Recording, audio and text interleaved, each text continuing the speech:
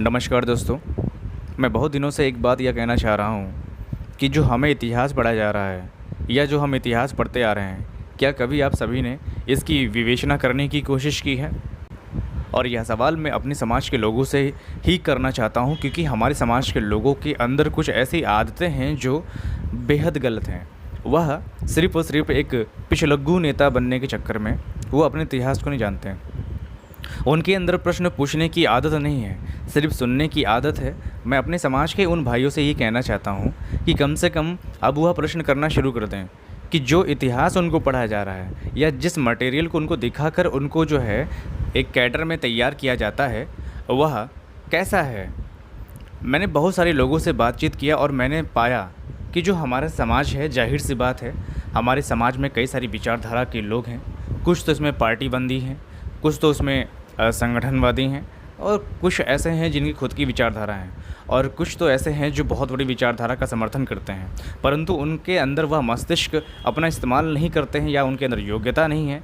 उनको जो चीज़ दिखा दिया जाता है, जो चीज़ बता दिया जाता है, वह उसी पे विश्वास करते हैं।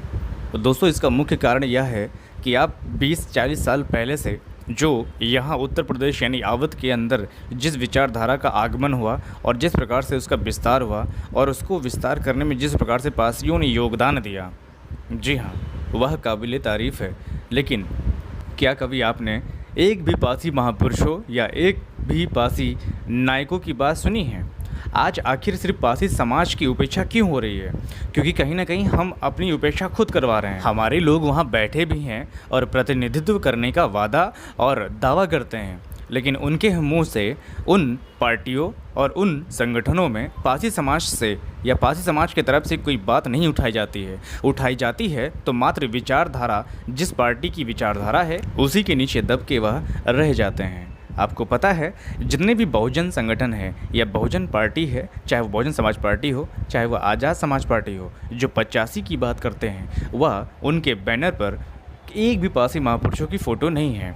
और यह बात क्योंकि हम कहते हैं और हमारा समाज का युवा कहता है, तब वही लोग कहते हैं, एक छोटा सा उदाहरण देते हैं कि हम सबकी बात करेंगे तो जगह नहीं बचेगी।